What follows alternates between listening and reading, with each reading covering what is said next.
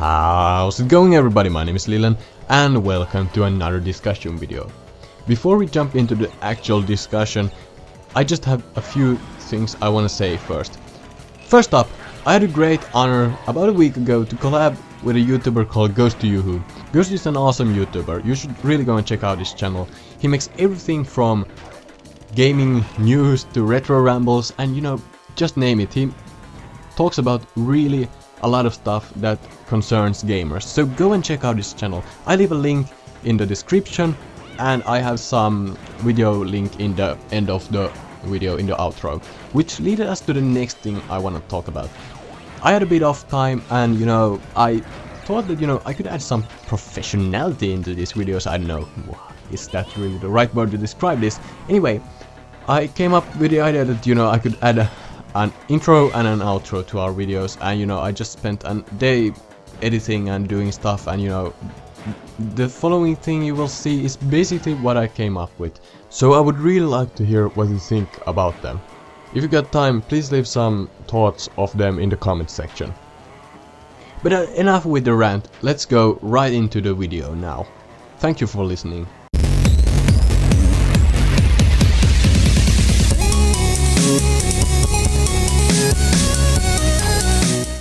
Hello everybody, what is up, it's Ghost2yhoo here, and I am back again with another dual commentary for everybody, for all of you today, and I am with the one and only Lilan. So if you want to go and introduce yourself, Lilan.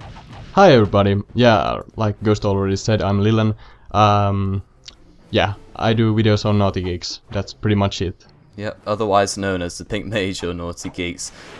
We both do pretty similar videos. Lilan is actually what was originally a playthrough channel. Now he's done a much bigger variety of videos and actually a lot more retro videos, which is actually quite nicely linked into what we're going to be talking about today, which is what makes a game a classic. So in essence, what we think going back to a game and what basically, it's sort of hard to explain, but it's what we think when we go back to a game and what makes us feel that ever so great feeling of nostalgia.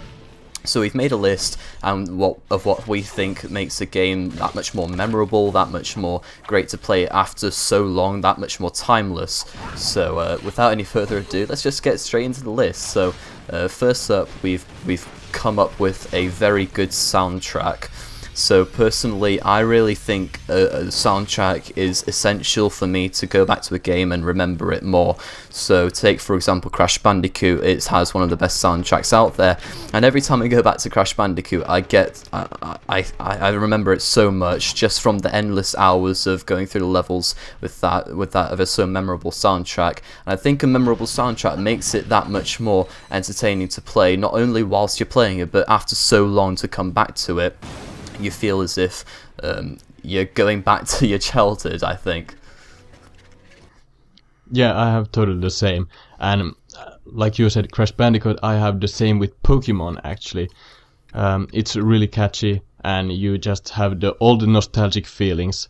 So, it's really safe to go back there and always play the game, because yeah, it makes it feel just awesome. Funnily enough, I've actually never played Pokemon. I don't think I've said this in a video before, but it's like one of those games that everybody played that I didn't. So, and I understand, like as you said, other people have mentioned it before, that soundtrack was pretty good, and it's really important. It's pretty essential for a soundtrack to be memorable, because I think it's often overseen in games these days. It's often not sort of counted as such an important aspect of them, but it's definitely one of the most important things about a game, because the more the better the soundtrack is, the more memorable it will be, and that's a fact. So yeah, and you have to think it like this, that when you open a game, the first thing you hear is the soundtrack. So it's basically like you would open a book. So what is the first impression you get of the game? Yeah, definitely, yeah. So yeah, if you want to go on to the next thing, Lilan, that we made. Yeah, to be different. A game do have to be different to be memorable, and I do think that many retro games are very different from each other, because new games are really like they're not that different. They're all basically the same with different characters and a little bit different story, but you can actually feel like there's a big variety in games when you play retro games. Yeah, definitely, and I think it's very important for games these days not to be afraid to be different. I mean, you often have games copying aspects of other elements of games that did well. Take, for example, you have, what was it, Shadow of Mordor that came out last year. It was a brilliant game, I'm not going to deny that at all, but the reason it was so good is because it took aspects from other games that were successful in other games. Now, personally, I'm not going to deny it's a good game, but it's not going to be considered a classic by me at all, and I don't think by many people, purely because it didn't innovate, it didn't take aspects, it didn't create its own aspects that were very successful. And for a game to be considered a classic and for you to go back and remember it, it has to be different in some way. And that doesn't just mean in the gameplay, that also means in the setting and the characters, which we'll be coming to later on in the video. But I think if the game's not different, you're not going to remember it, and that's just how it is. That's really true. Okay, would you want to tell what makes you want to go back to the game, like with the content, Ghost? Yeah, sure. So content is something that we were actually talking about before the video, how it's a bit of a weird topic because a lot of people are satisfied by different level of content, but I think the one thing that is definitely important if a game is going to become a classic is that it has plenty of content for you to play. And if the game doesn't have enough content, then you're not going to play it for long enough to go back and actually remember it.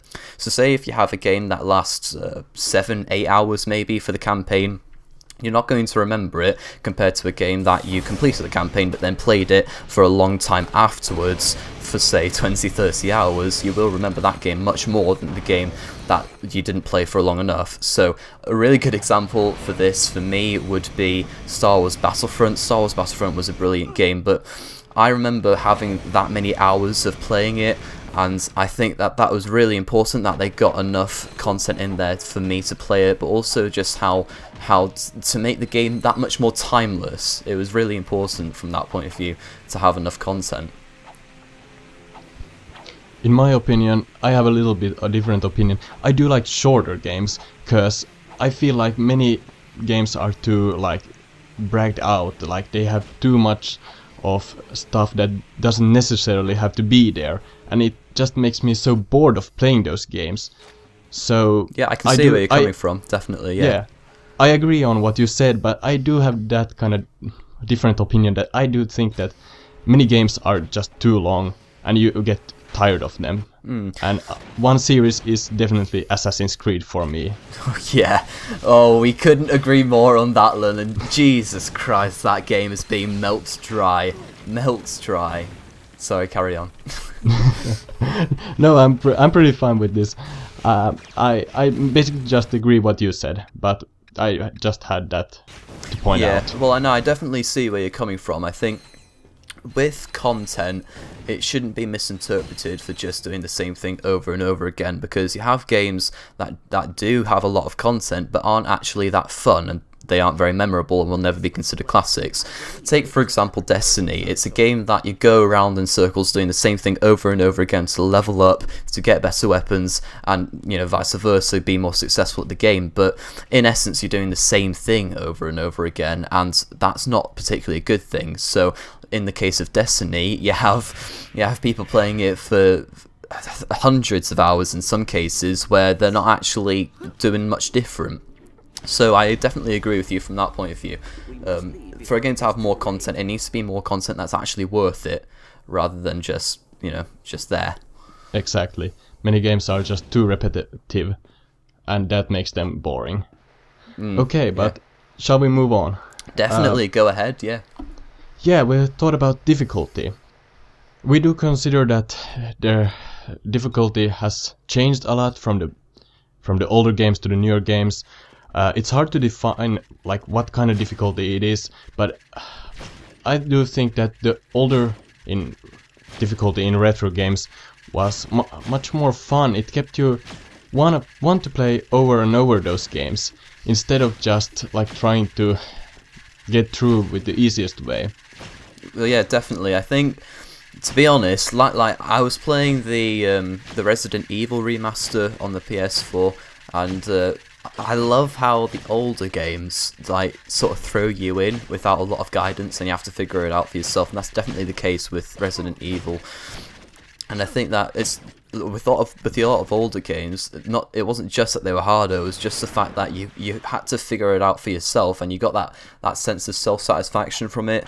And I think that's not quite there these days, and it's actually true that a lot of people go into games with the easiest modes, well, play the easiest mode, and then want to play it through again on the harder mode once they know more about the game. But it's sort of, that for me, sort of takes away the challenge of it, and I think that's quite important for a game to be considered a classic. Definitely, because you know, I was playing Kingdom Hearts, the first Kingdom Hearts, and it's so darn hard when you don't actually know what to do.